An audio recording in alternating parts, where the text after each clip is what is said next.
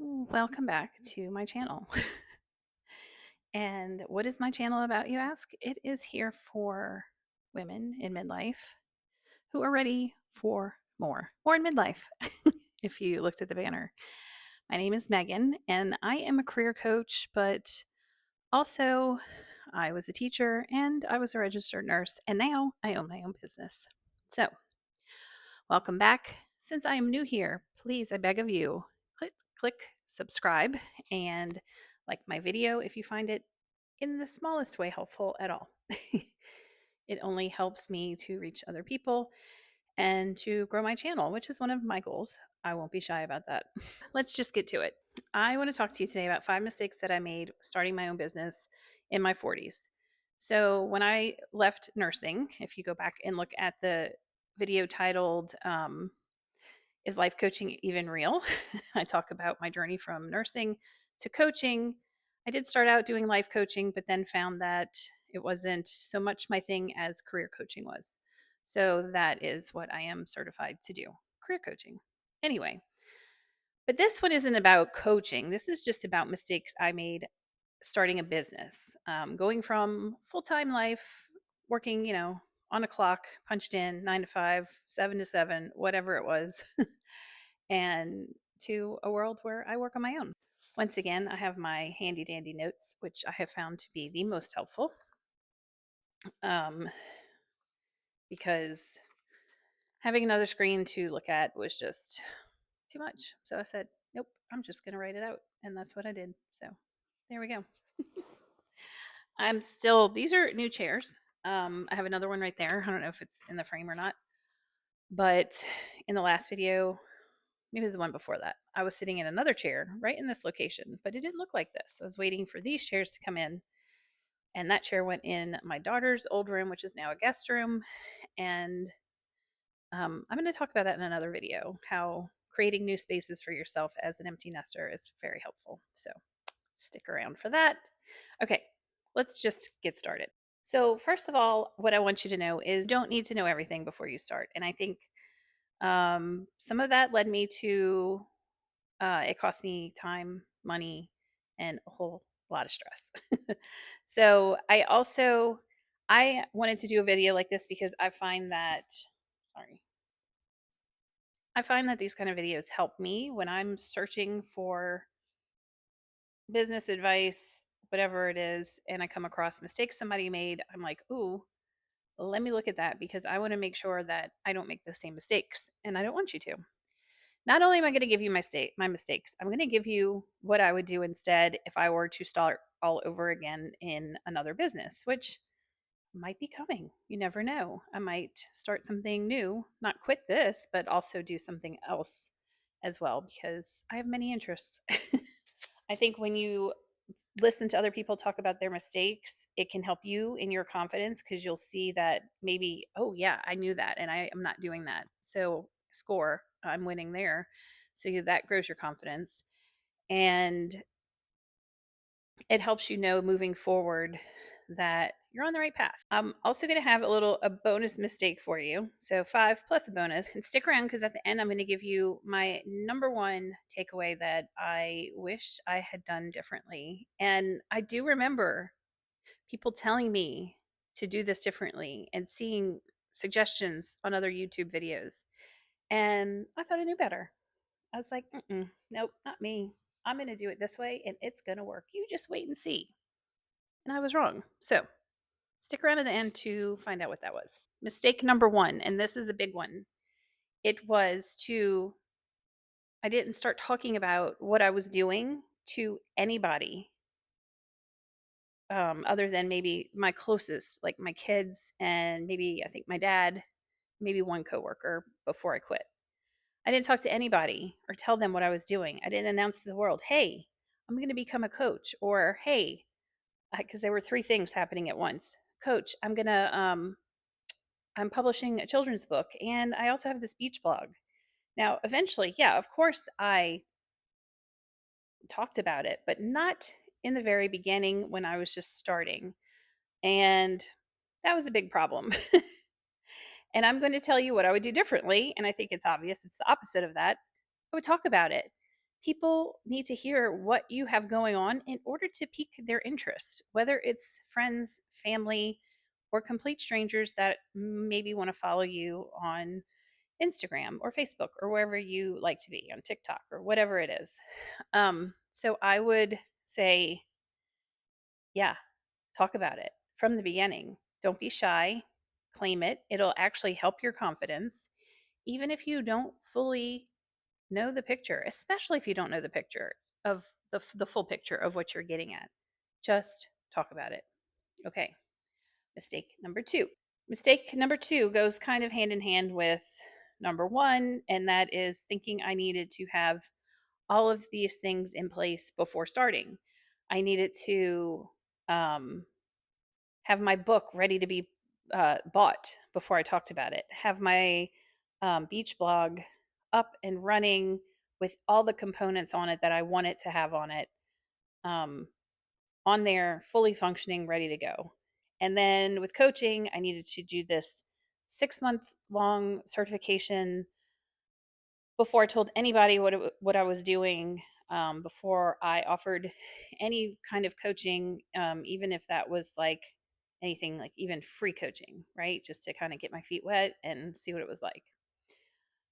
So, what I would do instead would be with my book, like from the time I had the idea and started writing it and it was becoming a real thing, to talk about it. Or even if it was just in the idea phase, hey, I have this idea. Maybe I don't want to give away all the specifics, but just a little like glimpse into what's happening behind the scenes, and take them along the ride of hiring a trying to think of the word. Oh, of finding someone to edit the book, taking them on the journey of going through different illustrators to illustrate the book, which was so much fun for me to find illustrators and look through their work. And then the illustration process. The illustration process was so much fun to me.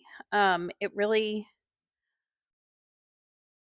the back and forth of my illustrator sending me kind of like the drafts and the initial concepts, me like giving feedback, and then her coming back and giving me the changes based on my feedback, and matching what my vision was for my book with what she was coming up with when she read the book. So just that whole process. I mean, think about how interesting that could be, especially if somebody else might have the idea of writing a book, a children's book.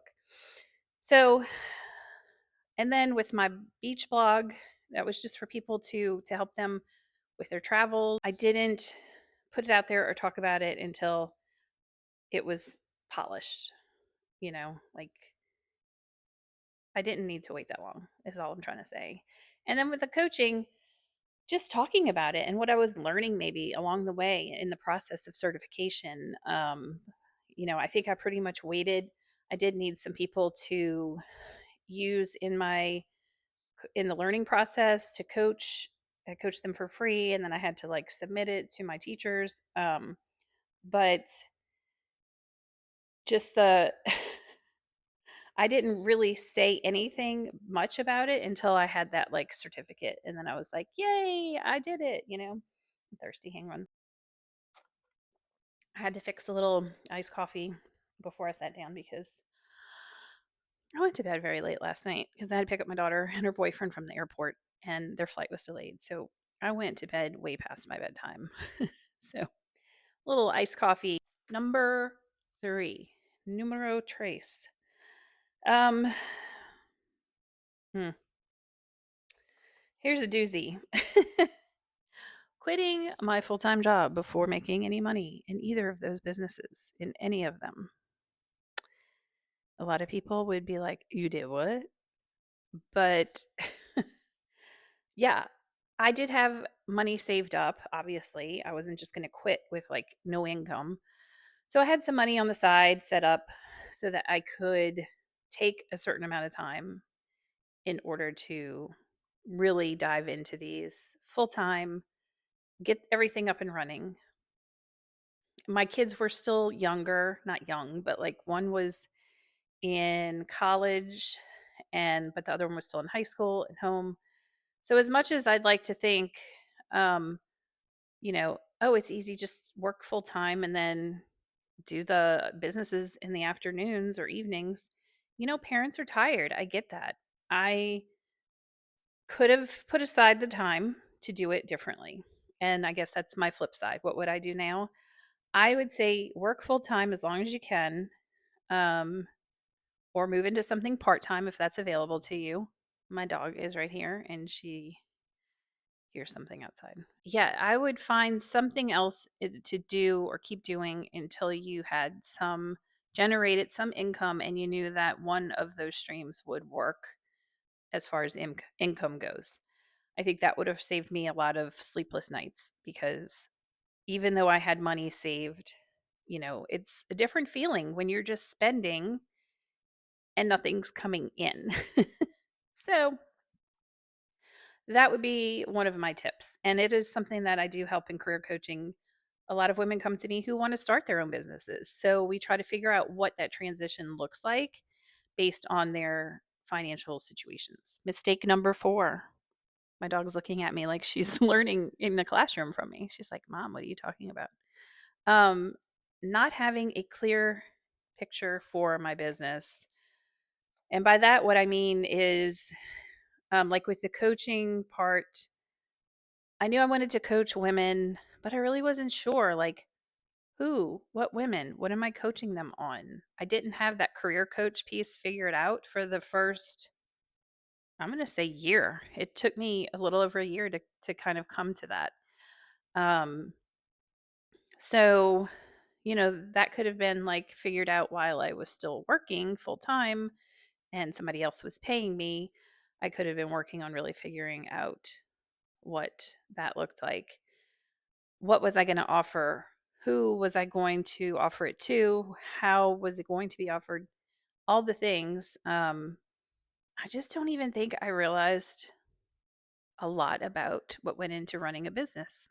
It was very much a leap of faith and kind of diving blindly into a situation. And you don't have to do that. So the flip side of that is to do more, take more time doing it maybe very minimally on the side and um, doing some of it for free. Maybe you start getting paid a little bit until you figure out what works and figure out what people actually want. Because if you're trying to sell something that nobody wants, it's not going to sell. You have to find something that people want, that they need, that they will find value in. Number 5, don't forget there's a bonus one, but number 5. So in the beginning, I did invest. I had like a little coaching group I was in when I was still working. And that was like, I didn't feel like coaching group. Like it was this group of people, and I've talked about this before, who wanted to run their own businesses, kind of live the laptop lifestyle of traveling and stuff. I wasn't so much, I wanted to travel more, but with my kids here, I couldn't like just pick up and leave for months at a time. But I wanted something that gave me the flexibility to pick up and leave when they could leave. So, and that I could work, like we could go to the beach and I could bring just my laptop. As long as I had Wi-Fi and a laptop, I could work however many hours I wanted to. So, and then I had my own private coach before I quit my job, who helped me with some things. Those I don't regret either of those.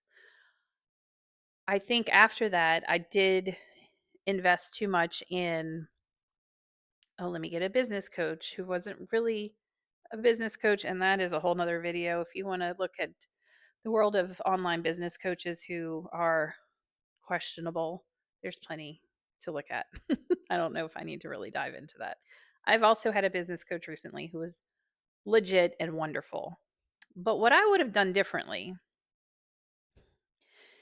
is invest more and learn more. So invest my money and my time in learning more about marketing. Like you think it's easy because you see people on social media posting about their businesses and you think, okay, that's all I have to do. To get on Instagram, make a reel, talk in stories, maybe do some lives.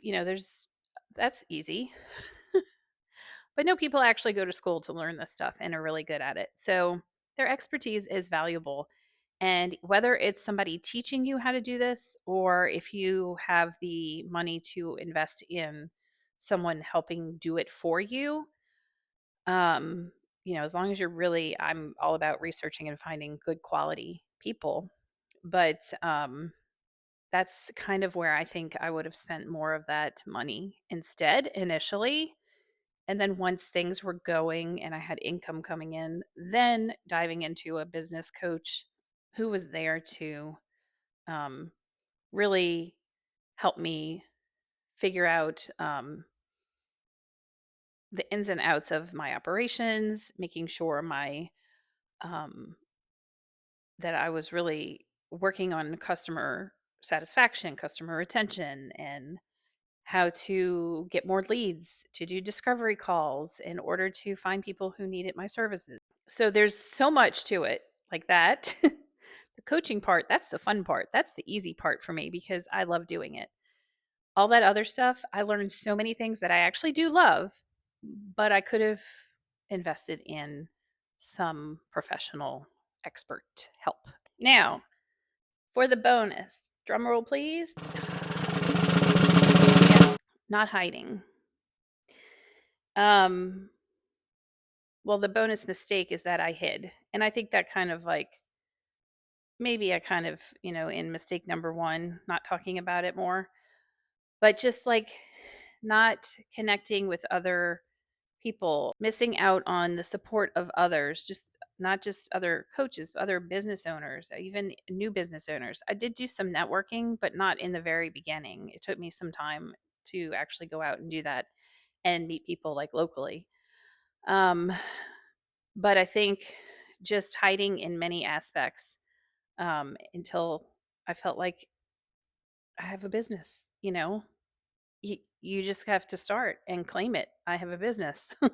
And then there's other legit things to do. Like I got an LLC, you know, set up my website with all the official things that you're supposed to legally have, terms of conditions, terms of use, whatever, privacy, all of those things. All of that comes with it. But when you're just in the like beginning phases, don't hide. Talk to people. You will save time, you'll save money in the long run and stress, sleepless nights, like I talked about, when you are actually out there meeting people that are trying to do the same thing you're doing, not the same business, but getting out there and starting their own businesses. So, what is my overall takeaway for you from everything? This is what I told you to stick around to the end for. And this is the one of the things that I heard people say over and over and over again.